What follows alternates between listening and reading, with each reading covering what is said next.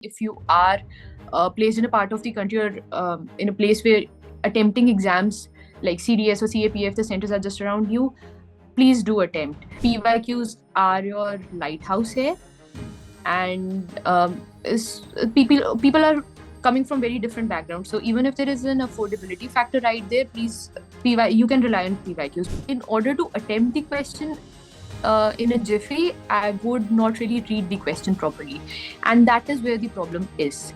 Read the question, just read it. That is my suggestion. If you read it, half of your answer is literally right there. My prelims part was pretty secure, and I did clear it by a very good margin. I think I had a margin of 25 marks over there in GS1, and this was all because of the NCERT flashcards. So that is why I keep on saying NCERTs are the key, and also the PYQs. So these two were my go-to for the prelims. So yeah, Tamanna is here with us. She graduated from LSR. She did political science from there. Then she went on to the prestigious Cambridge and pursued history there. She did masters from there. And simultaneously, she also prepared for UPSC Civil Services examination. And she took 3 attempts to clear this exam. Initially, she could not clear prelims. Then she was stuck at mains. And finally, in the 3rd attempt, she could make it in the list. So alongside that, she has also been giving other UPSC exams like CDS and CAPF. So she is really, really passionate about the uniformed services. I had the pleasure of interacting with her in the interview program. So rarely you would find people coming from Cambridge and institutes like Cambridge and attempting civil services examination. So this is a story worth telling. And the topic for the seminar is, of course, for 2026 aspirants. We plan to give you a roadmap for next 18 months. Also, we understand that a lot of you are working professionals, college students. So it's very, very difficult for you to manage time also. You have hardly 3 to 6 hours at your disposal. So Tamanna will be also going, telling you more on that, how to prepare for this exam. So for next 18 months, if we divide it phase by phase, what would you suggest, aspirants to do between, say, November onwards till February 2025? First of all, Saki, thank you so much for such a kind introduction and for having me here today. It's a pleasure to be around. And as you said, if people are working full-time and they are studying or they are studying full-time, they would not be having as much time in their hand to prepare for the exam as a person who's doing it full-time would have. So they would be juggling stuff, and they would have to break the long-term into short-term and the short-term into very, very short-term. So my suggestion would be to first look at the resources that they plan to choose. There are 2 types of resources here. One is the standard textbooks that we have, and the other is the NCERTs, which is the foundation. So if I would be in their place, I would start with the foundation. I would do the NCERTs first. So it's November right now, and until I would say the end of January, I would finish the NCERTs. And when I say I would finish the NCERTs, I mean 6th to 12th, all subjects by heart. And that's not just one round, multiple rounds. And when I say multiple rounds, one thing to note here is that you don't have to read the NCERTs multiple times, cover to cover. What I did and what really helped me in this manner was that I would first do the NCERT, then I would mark it with a pencil over there which points are important and which are not. I wouldn't just dive into writing stuff. One thing that I did in UPSC because of the dearth of time was write very little of the notes. So I would mark it on the book itself. Then there would be a second round when I would just read only the points that I had marked before. And then there would be a third round where the points that I couldn't recall the last time, they would be there. So my NCERTs are just a rainbow with multiple rounds and multiple pointers right over there.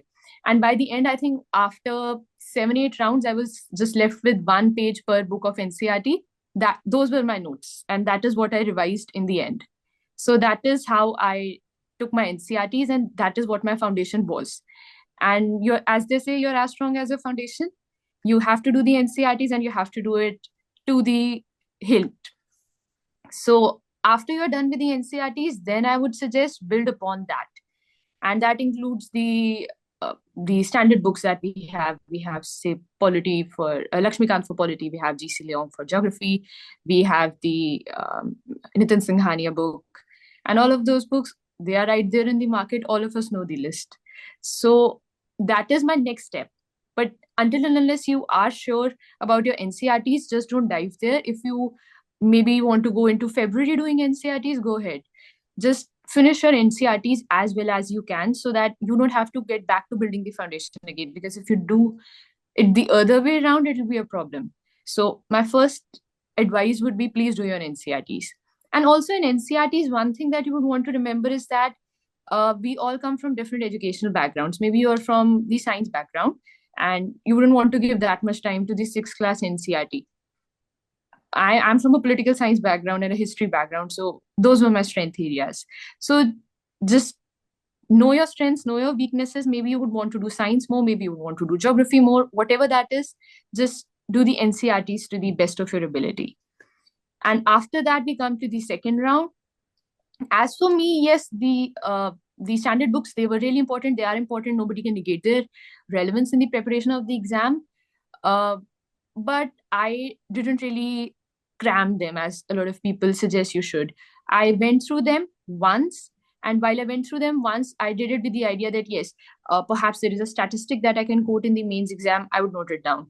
Or perhaps there was this topic that wasn't really covered in NCRT as well, or I had my doubts, I would use that, the textbooks as building upon my knowledge that I had already gained in the NCRT, but not more than that. Perhaps once you can go through them, twice, not more than that, because they are really, really humongous books, and doing multiple rounds of, say, Lakshmikant, hats off. It's very difficult. Time constraint is there. We need to remember that we are doing UPSC and we are doing our job, or we are studying simultaneously. So just remember, you have very little time and you can't go over the top doing anything. Great. So once we are done with it, I think it should be June or July. And it is then I would start, you should and it is then I would suggest that you should start perfecting your optional. For me, political science has been my strength. This is something that I didn't really take a long while to perfect, and 1 month was good enough for me for political science. Tamanna, till November this year, from November this year till February 2025, the focus remains on NCRTs, and you have, of course, told them to filter according on the basis of the strength they have. So they are now in the next cycle. So from March 2025 to June 2025, now that they are in that 1 year cycle. Exam is 1 year ahead now, or roughly 1 year ahead now. If they're 2025, what do they next after finishing NCRT? The standard books. March 2025 till June 2025. So standard books is what you say, but how do they start, and what preference should be given, and how do they allocate the time also, if it is? See, preference, I would say it's a matter of personal choice. Maybe you like history more, start with history. For me, I usually start with the things that I like more. I finish them off right away, and then I delve onto the things that I don't like, because you have to anyway do them. So I just delay them as much as I can. So I would say just start whatever you want to start, and the same way, give it one read, mark the things that need to be marked, and just have an idea that maximum 3-4 sheets per book. That should be more than enough. Try to retain as much as you can, or mark it in the book itself, because if you keep on just reproducing what is written in the book on a sheet of paper, it is going to be time consuming. I personally did not do that. I marked on the books, I retained in my mind, but the last pieces of paper that I had with me just before the exam, they were countable. So that is the idea. Have countable sheets of paper right before the exam, because you cannot physically read 100 sheets on the last week or the last month. So try to minimize your notes, maybe have mind maps, maybe have flashcards, post-its, whatever sails your boat. But I would say just don't reproduce stuff. That doesn't help anybody. Try to, as you have just written, I see, make crisp notes, be very, very crisp there. And I would say do whatever you want to start with, whatever you want to start. Time allocation, as you just mentioned, Saket, see, once you're working or you're in college, no 2 days are the same. One day you might have, say, supervisions or tutorials in the evening. You might have classes, or if you're in job, you have a busy week. You have a not so busy week. The next one, your next one is not such a busy week. So since people who are juggling two stuff do not have similar days, they will have to understand that yes, maybe I have 4 hours today. I'll give it my best.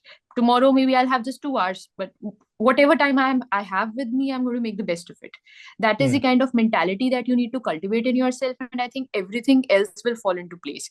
Because if you're just trying to make use of every 1 minute, things do automatically, fit in.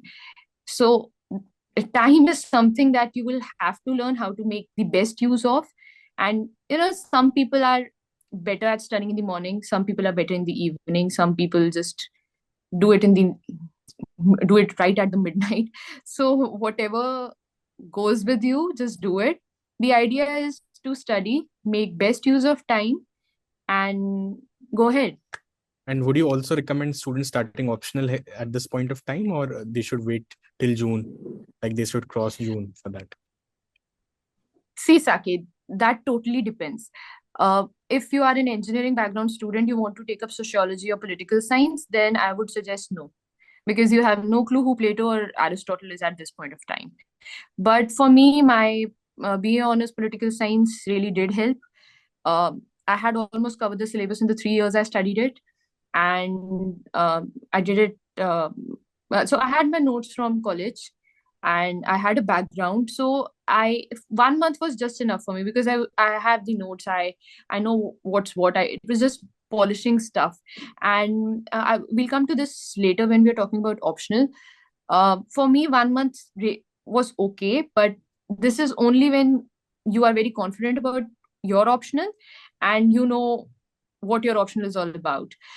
If you're absolutely starting it from scratch, no, please do not take this risk.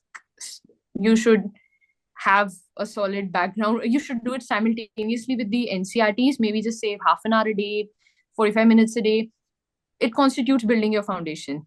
So you have to build your foundation there, but assuming your foundation is already built, 1 month, July, maximum maybe half of August, that's just enough if you have a very solid background in the subject. And also, if your optional is like mine, political science, there are other optionals as well, maybe medicine or mathematics and all, that cannot be done in such a short span of time. Then I would suggest, that depends on your optional, to be honest. Then I would suggest you should talk to people who have already secured a rank with that optional, who know better about that stuff. But for political science, 1.5 months, if you have a solid background, good enough. Great. So this is usually also the time, like July 2025 we are in, till September 2025. This is also a time when students, struggle to maintain consistency, momentum, and they really find it hard to, focus on revisions also. So they get, like, this is a phase when it becomes too overwhelming for them. This is, what would you recommend students to do in this phase, so that they can, actually focus on being consistent and not really get carried away by the exam preparation? I totally understand it. Once you're preparing for the exam in the long run, there comes a phase when you get overwhelmed and you just feel like giving it up, or just leaving it at all. It is at points like these, not specifically in these particular months, but anytime you're preparing for the exam, just ask yourself why you started. And if your purpose is clear, you are very sorted why you started preparing for the exam, you will get over this phase of being overwhelmed. Just your motive should be clear, your idea should be clear, and I think you. Plus, also, I would suggest, since this overwhelming phase is relatively less for the people who have their job or their college alongside, because due to the dearth of time, you don't really have that kind of time to delve onto the sadder parts of the stuff. You're just doing it all, so you have very little time to think. For me, it was the case. I had very little time to think. There was just a couple of times that I would question all the decisions I've ever made, but apart from that, you don't really have that kind of time to think.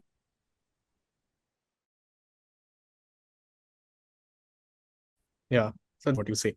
Okay, so now comes the most important and crucial phase, I would say, would be the phase 4, where you are in October 2025. Exam is roughly like 8 months away. Now you have been preparing over an year now. So what would you suggest, in this stage, because this is the final stretch? Yeah. And what should be the priority? Should it be writing tests, or focusing on PYQ, or delving into micro themes? In this phase, October 2025 till Jan 2026, what should an aspirant do? See, Saket, one thing that we all need to remember is that there are two parts to this exam. One is the learning stuff and the attempting stuff, and both of them are equally important. And once we get, say, 7, 8,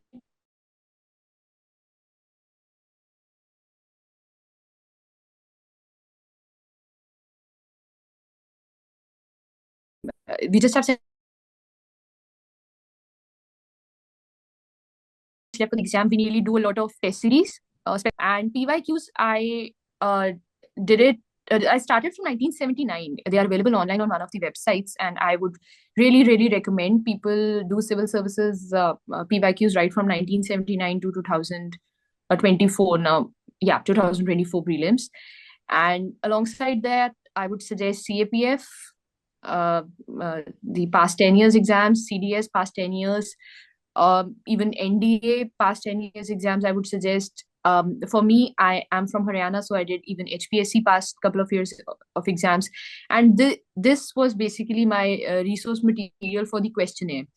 And once we are talking about the attempting of the prelims part, I would suggest, if you can, if you are placed in a part of the country or in a place where attempting exams like CDS or CAPF, the centers are just around you, please do attempt. The kind of modulated environment that there is once you are in the exam halls, you cannot recreate it at home.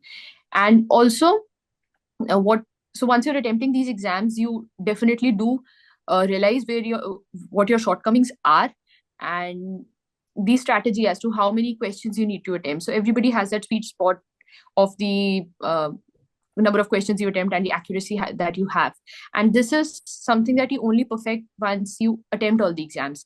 So even if you do not want to join the paramilitary, or you do not want to join the defense forces, please do attempt these exams. This is what my recommendation would be, and this is what I did in order to master my prelims. And also, once you clear, say, the CDS or the CAPF, you get a confidence boost that, yes, oh my god, I'm literally right there. I You need that kind of confidence boost. So yes, please do attempt these questions, these papers. And for the papers from 1979 and the past 10 years that I was suggesting, what I did was I used to attempt them. I used to attempt all the questions, and then I would go back to the questions that I did wrong. And there also, I would break them down, whether it was a silly mistake, whether I didn't read the question properly, whether it was a knowledge gap that I had, or what was the reason I couldn't attempt that question perfectly. And it was from there that I started building upon my knowledge. And there are certain kind of questions you have no clue about, and I would note them down. I would just note the answer down in a sentence form, that this is what it was, and I would go back to it once I was done with all the papers. So that was my one of my knowledge based materials for the last month before the prelims. So this was my primary strategy for prelims GS paper 1. And since you will be having a good 65, 70 question papers right over there, i would I would think it will take you 3 months to do it, because you can't do one paper every day and analyze it also and have notes also from them. So I think for prelims you should be doing that at this point of time. And for GS paper 2 prelims, please do not take it lightly, especially people from liberal arts background like mine. Um, Please do not take it easy. It's not easy. For the 2023 attempt, I remember I was very confident about GS paper 1. The GS paper 2 was quite tricky. So it will be really sad if you don't make it in GS paper 2. So please practice as much as you can. Practice the PYQs, that should be good enough. Practice PYQs of, say, state commissions if you are done with UPSC. Just practice, I would suggest. And if you do, say, 20 papers total, right from the beginning to the end, and you can clear all of them, then it's all right. But if you're having a trouble there, go to the basics, go to basic NCRTs or whatever material is available in the market. Just don't take it lightly. I mean, GS paper 2 is as important as GS paper 1 is. Interesting. So What's unique is that you're telling to attempt these students simultaneously other UPSC and state PCS exams so that they can actually, modulate the environment, which is very, very yeah. important. Like other than, going to coaching centers and attempting the test series, you would also you're also giving them an alternative to attempt examination, like which is very, very unique as a suggestion. So great. So till October, with respect to roadmap also, how much portion should they have completed by now with respect to optional and with respect to their big GS4 subjects like polity, history, economy, environment? How much should they cover by October 2026?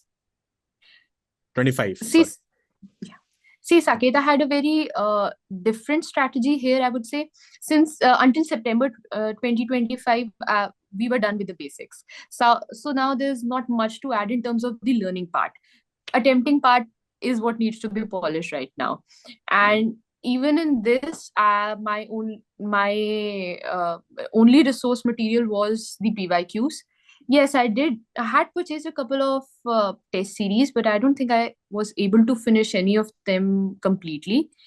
Yes, I attempted 3-4 papers per test series, but I could have avoided it now that I look back at it, because PYQs are your lighthouse here. And people are coming from very different backgrounds. So even if there is an affordability factor right there, please, you can rely on PYQs. Don't really worry there.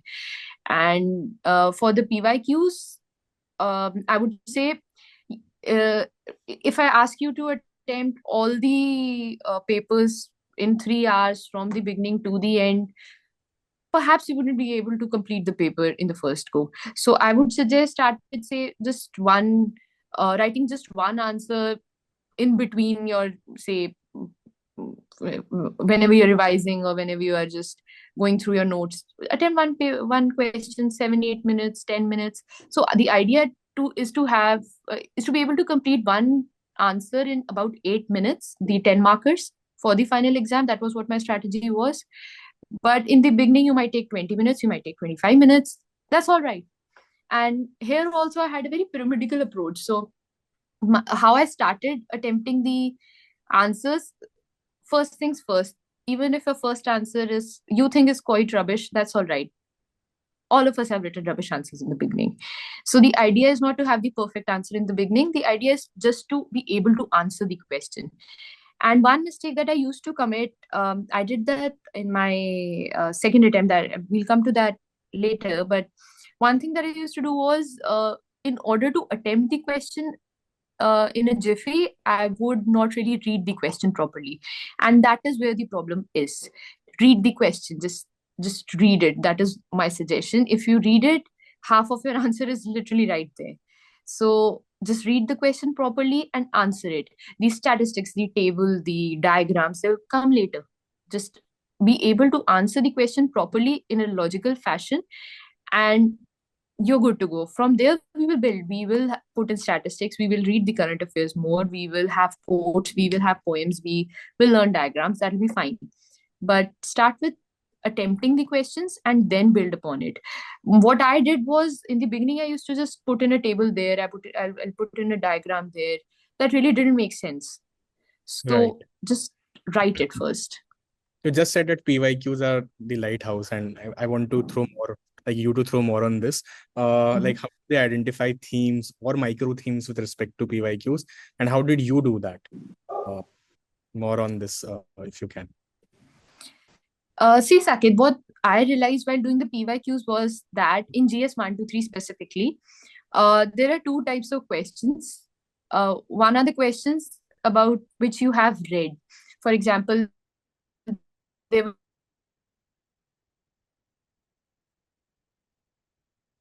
was this question on, I remember, on fjords. There was a question on fjords in GS1. in the 2023 attempt, and once there was this question on rubber plantation, the questions. Am I audible? Yeah, you're audible. GS1. So yeah. So they're straight out of NCERT or straight out of the standard books question. You know the answer to them. You know there's nothing much to add there. There is that standard diagram that you should be putting right there. The problem I faced here was that for questions like these, you have read a lot.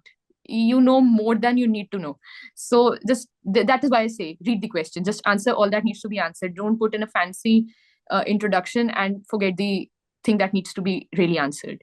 So that is what I identified. These are the questions that really require you to answer, and you'll be fine. Then there are questions about which you haven't really directly read. They may not be from current affairs, because current affair questions, some of them fall into the first category. For example, the question in the attempt that I gave, the question was on Shanghai Cooperation Organization or the relevance of NATO. These are the questions you have read about. So they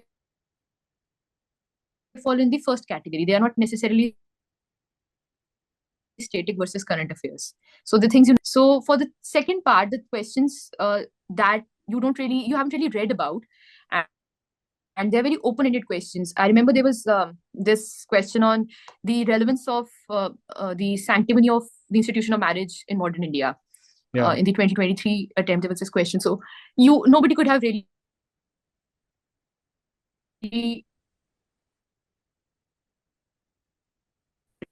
read about the question per se. So divorce, you might have read about the demands of the queer community to have marital rights. So these are the topics that were in current affairs at that point of time. But how do you answer them? It is for questions like these that you need to attempt the PYQs. You need to understand how to tackle such questions and how to fit in the current affairs there. So and also these are usually opinion-based questions. Correct. And you need to remember here is that it's good to have opinions.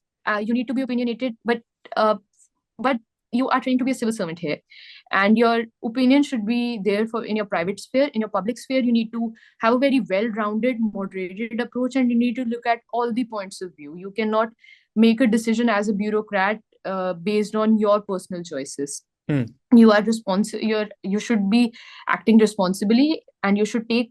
You should look at the problem from a higher vantage, and it is this what is being checked in these questions. So for questions like these, I would say justify why the statement is there, then justify why it is wrong, and give a very neutral approach. Look at both these sides. So for me, the thematic distribution was simply this. Great. So we come to the last phase, which is February 2026. We are in 2026 now. So from Feb 26 till April 26, like roughly sometime before May 26, when the actual prelims happen, what would your final strategy be like for the aspirants? So in this time, I forgot that means exists. I just focused on prelims, because you should only be studying means once you know you have cleared the prelims after February. And it is at this point of time I did not do the answer writing or the optional or any of that stuff. It was only my NCERT flashcards that I talked about previously that I would revise again and again. I would focus. I had similar flashcards for current affairs also. I would do that, and and the notes that I was talking about from the PYQs that I had made, the ones in which my knowledge base was missing, and those. That's it. And also one thing to remember here is that as the exam approaches, specifically for me, the prelims is something that I've always found the trickiest. And as the exam approaches, stress levels are bound to rise.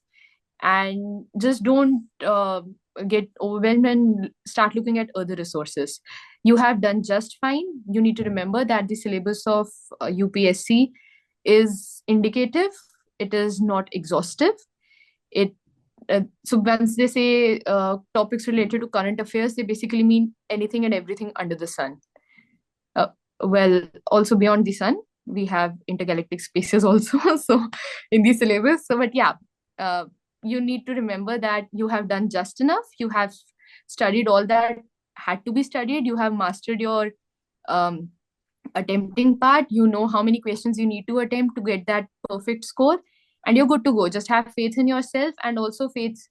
I'm a believer, I'm not an atheist, and also I would suggest have faith in the universe, energies, whatever God, whatever religion you believe in. You give your best, and everything will fall into place. Wonderful. So this was theme one of our discussion, a roadmap for next 18 months. Now we would want to focus on what actually Tamanna did right. So Tamanna, you could not clear prelims, of course, in your first attempt initially in 2021. Then you were stuck with mains in your next attempt. And finally, you could do everything right because we assume that you did everything right. That's why your name came in the list. So what changes or how did you gradually evolve through all your attempts? And what do you think that you specifically did bang on this year, which is non-negotiable, absolutely non-negotiable? So Saket, the idea for me was to, so my target attempt was 2023. However, I kept on appearing at the exam just to see. So my first attempt was simply just to see how the exam functions. In 2021 attempt, I had of course read the NCRTs a few times, but my flashcards weren't there. It was just to see how the exam functions, how the environment is, and how things go about. So I would say my first attempt was a half-baked attempt. But one thing that I learned from that attempt was that I need to master how many questions I need to attempt in the final paper. Because I remember I attempted 85 questions in 2021, and do the math, I got a score of whatever. I learned two things from that. 85 questions is not just good enough for me. And number two, I am not that far from the cutoff, so I will do it better the next time. For my second attempt, 2022 attempt, what I did was I had those flashcards and my foundation was stronger. My flashcards were ready. I knew how to do it. The prelims part, I'm saying, my GS2, the CSAT part was way better than it was in the first attempt.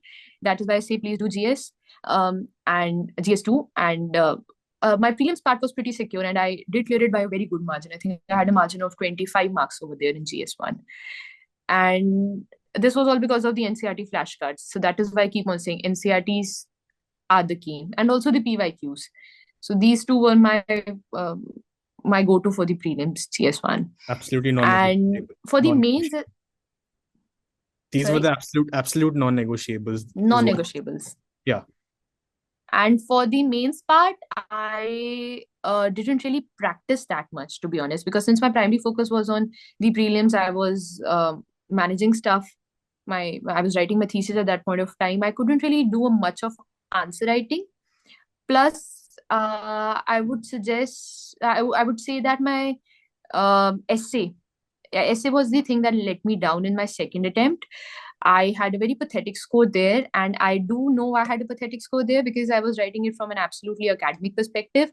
As I mentioned, I was writing my thesis at that point of time, so the kind of ideas that I had, the kind of way I was writing, the vocabulary I was using, it was just good for a Cambridge thesis. It was not good for a UPSC essay, because once you're writing a UPSC essay, you need to realize that you're writing it as a would-be bureaucrat.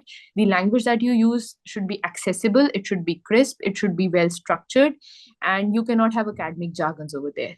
So if you are from a research background, please, this is something that you should have a control over. It is not a research paper, it is an essay paper, and that too for bureaucracy. So write as a bureaucrat would, and you would expect a bureaucrat to communicate. So this is something that I learned in my second attempt. And in this attempt, I practiced, my prelim strategy was good enough. It was the same good old NCRTs and the PYQs. My mains, the only difference I made was I practiced more. I practice quite a lot. So once, if you're working or you're studying simultaneously, you wouldn't really have the kind of time to write a whole 3-hour paper every day. It's just not possible. So maybe break it up, section 1, section 2, just maybe 10 markers, maybe 20 markers a day. However you want to break it, however your time permits you, do it, but just attempt. Just keep on writing. The more you write, the better you get, and there you go. That's the only way. Right. So there are supposed to be 3 pillars for this exam: your static GS, your current affairs, and your optional. That you should be, if not doing at daily basis, you should be doing on weekly basis. But it's advisable that you at least touch these 3 aspects on a daily basis. And since working professionals have limited time, 4 to 6 hours is what I assume, how much do you think should they allocate these 3 pillars into their time frame? See, static GS, I would say, once the prelims is around the corner, 50-50 for static GS and current affairs right before the prelims. Forget optional right before the prelims. But in the long term, 33, 33, 33.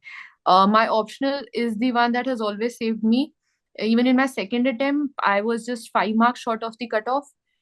And that was only because of my optional. Despite having a pathetic SS score, I could get near the cutoff because of optional. So never take your optional easily. Never take it easy. Please practice your optional. So maybe it is what that is going to save your day. It did for me, and I really hope you get good marks in GS also and essay also. But optional is something that can be a lifesaver. So never underestimate optional. Great. And never overestimate, I'm sorry to cut you, and never overestimate GS 1, 2, and 3. No matter how much hard you work, there will be a cap on the score you can get. You can, I'm not saying never say never, but you cannot get a 140 or a 115 GS 1, 2, 3. It is difficult. It is rare. So do remember this. So essay ethics optional has more. And I'm so sorry, one thing I forgot. Yeah. Yes. And one thing that I forgot, after the prelims and before the mains, please attempt 1 or 2 previous year question papers for the languages, the Hindi and the English. They are equally important. Until and unless you clear these papers, you are not going to clear the exam. It is really, that is why I say you should be attempting papers. This is really, the one thing that I learned was that, as I said, I had attempted all the papers. So one of the papers that I attempted was the HPSC. And I'm not very proud of this, but I actually did fail Hindi over there. And it was then that I realized, because see, after class 10th, I hadn't really done the Paryayavachi Muhavre. And they are something that you need to learn. I mean, nobody's going, you have to study them. And because I failed it over there, that I realized that you need to practice it at least once. Go through the Paryayavachis, go through the Muhavre, whatever that is. Maybe Hindi is your first language, do it for the English. Whatever needs to be done to have a basic 33% there, please do it. You cannot underestimate even the language papers. And especially the academic part of it, please do it. The language paper shouldn't be the first language papers you are attempting in the exam. That is what I would say here. Okay, so we'll finally jump to our last segment, which is miscellaneous, or I'll call non-academic stuff, but relevant for exams. So could be hobbies like reading, right? Or any other hobby that you think, or you did, or you recommend to the aspirants, which you believe is very, very helpful indirectly for this examination. And how did you use those hobbies to, tackle burnout and other behavioral related challenges that students face or go through in this long cycle of UPSC exam? One thing that I would like to say here is that please do not stress about how to de-stress. If you are, see, for me, reading is my escape, and it has always been, and I love reading. I read everything and anything from, say, Woodhouse to Sartre. And I write reviews. I write book reviews. I have an Instagram channel where I write that. And this is what de-stresses me. And but you need to remember here is that your hobby cannot always be clichédly productive.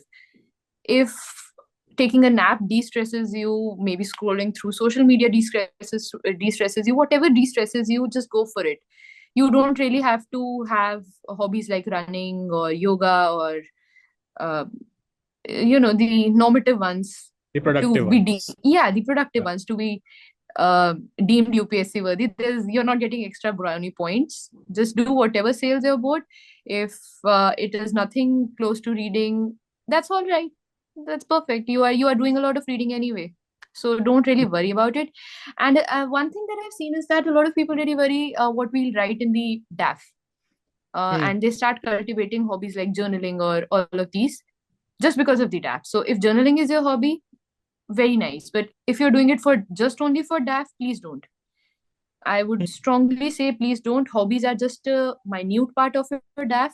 Perhaps the interview board might want to talk about it, perhaps they wouldn't. Hmm. So we'll come to that later. We'll come to the interview part after we have cleared the prelims and then after we have cleared the mains. So that's a long way down. Don't really worry about what you're going to write in DAF. Just relax, appear at your prelims, appear at your mains, then we'll see what we are going to do about DAF. Yeah. So I wouldn't really say take a lot of stress about how to de-stress again. I repeat. Okay. Great. So last segment, like sub-segment of this last segment has to be plan B. So a lot of aspirants don't make it to this exam. A lot of them prepare wholeheartedly. And people have varied notions on plan B. People suggest plan B, people don't suggest plan B. So yeah, Mhm. more on this and what exactly you did with respect to plan B in your preparation. See, for me, it was you need to be at least 21 on the August 1 to appear at the exam. That's what the age limit is. So when I graduated from LSR in 2020, I was not eligible to appear at the exam. So it kind of just happened for me that I uh, had to do a master's because taking a 1 year break was something that I didn't really want to do personally. And I had planned to do a master's. So a large part of my LSR went in preparing for what kind of subjects I wanted to study, where I wanted to study, and all of that. So ultimately, I ended up at Cambridge in a course that I really wanted, writing the thesis that I'm genuinely passionate about. And Plan B just automatically fell into place. It was nothing that I had. So going to Cambridge was not something that I had done as a Plan B. It was something that I wanted to do, and God was kind. I got the right opportunities at the right point of time, and it just fell into place. Now, after this degree from Cambridge, I had a lot of options. I could have, there's this corporate sector, there's the academia, um, research sector. There are a lot of sectors that are open after a liberal arts degree from a reputed institute. But that was for me. Uh, you you might have a very different background from mine. You might not be a liberal arts student. You might be an engineering student. You might be economics graduate. You might be a medicine graduate, and your plan B will be very different from mine. So my suggestion would be first think about it, which attempt you're targeting, whether you want to have a plan B or not, because plan B basically means diverting your energy and time and effort. Whether you want to do that or you do not want to do that, whether so for some people a plan B might be a necessity, and you need to really think about your circumstances. Just evaluate all the pros and the cons, whether to have it, whether not to have it, and ultimately take the decision. This is what I usually do. I make a list of all the pros and the cons for any decision I'm making in my life, and after that I just say I'm going to do this just because I'm not going to have regrets. So that is an impulsive decision I make. The list doesn't really count there, but so whatever decision making style is, go for it, with the idea that you don't want to have regrets, because 10 years down the lane you shouldn't be telling yourself that, oh, I wish I had done my masters, oh, I wish I shouldn't have done my masters because I wanted to give a whole year to the exam. So make your decision and leave it just leave it on destiny. This exam is quite a lot about destiny, believe me. Thank you so much for your time, Tamanna. Thank you. Thanks a lot for taking out your time from your busy schedule and helping aspirants with respect to giving them a strategy.